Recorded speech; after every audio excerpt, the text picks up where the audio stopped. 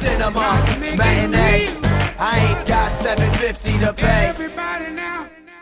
Well, Let's Do This has only been predicting this for the past, true. How many, 3-4 years? Even though I will say, the Chimpocalypse, they made this movie make it look so polite. You know, I was thinking, when I thought about the Chimpocalypse, I thought about apes like, you know, ripping off noses and ears and fingers and ripping off assholes and throwing them at you. You're thinking about wild chimps that just go crazy. Yeah. But these are smart, intelligent, organized chimps. Yeah, these are higher intelligence chimps, so they don't rip people's nuts off. They're like same way you would be like, ew. Yeah, exactly. Chimps would be like that, you know, because you start out with the smart chimps and you got the dumber ones and the smart ones are like, hey man, you can't be throwing shit and doo-doo and all that, right? You know, we doing this intelligently. I got an image, man.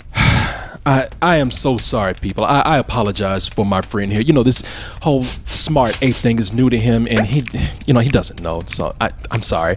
Anyway, where was I? Oh yeah.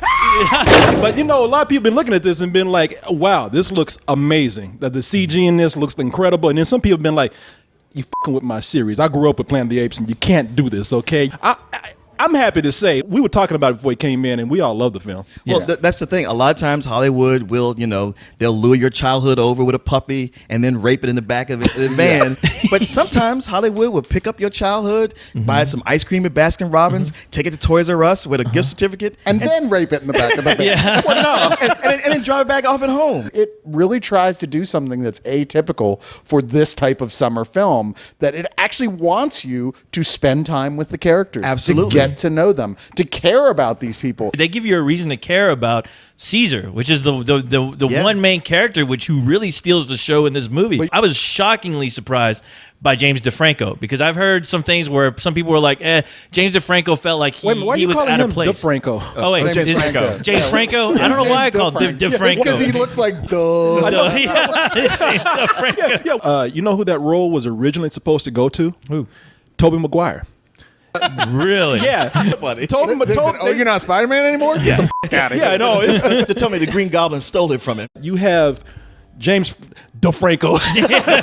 James Franco. Come on, man. He Give me a plays. break. He plays a scientist who is working on a medicine that will help cure Alzheimer's, and it's very close to him because his father, played by John Lithgow, has Alzheimer's, and they can't experiment on humans yet. So they start bringing in these chimpanzees. Turns out that this medicine works.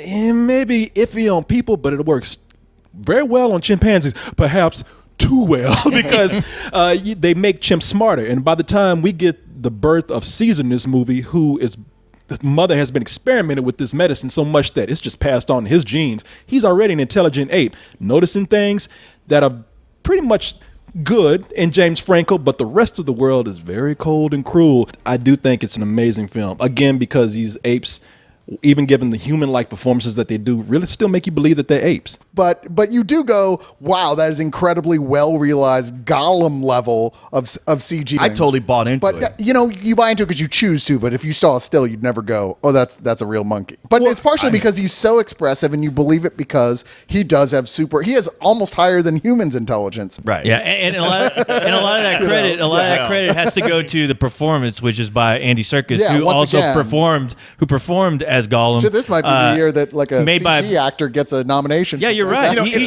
should. I have to say that there are some performances in here which I don't think they're bad actors. I just thought that the characters were just very, very one-dimensional, or not very well used, like Frida Pinto, who's from Slumdog Millionaire, who's gorgeous. But that was the one thing. Like it's almost like James Franco's world was coming to an end because it's like, oh, it's so sad. Wait a minute, he's Frida Pinto. Him.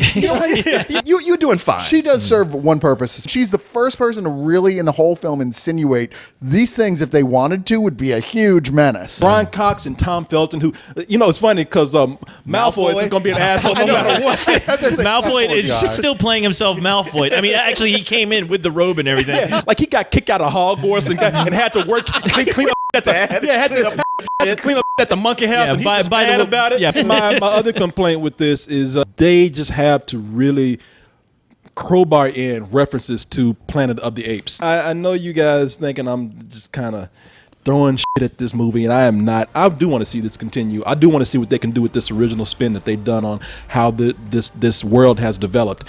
Well, I'd be a monkey's uncle to say I would give this anything else other than a full price. It is an amazing movie to watch. I disagree with you on the being weak on the human side, because I feel like it couldn't have been as good as it was without such great human interaction. And even if the characters weren't written as strong, the actors really stepped up and made those characters feel full. I give it a very high enthusiastic full price. Amen, brother. And the CG is certainly about as good as it's ever been for this sort of thing.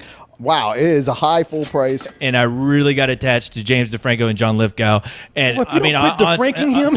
Oh, did I just do it? Did I do it again? Coming from I don't know where that's coming from. Andy Serkis, I applaud you. I really do hope that, this becomes part of a big franchise for you. I'm going to give this a better than sex, only because Surprising. I want to see it 2 more times. When the chimpocalypse happens and our ape masters take over, I'm gonna just get some coconut shells and strap those on my lips and be like, hey, I'm with y'all. And I don't like it either because, Cyrus, they would turn Leon and I and you against each other because the apes would come up to us and they'd be like, now, white folks gonna call you monkeys all your life. Now, which side you gonna go on? Are you gonna be a monkey? You want to be with these people over here and lose your nuts right now? Be like, me and Leon be I'll look at Cyrus and go, hey, are you going to take that? yeah, you would.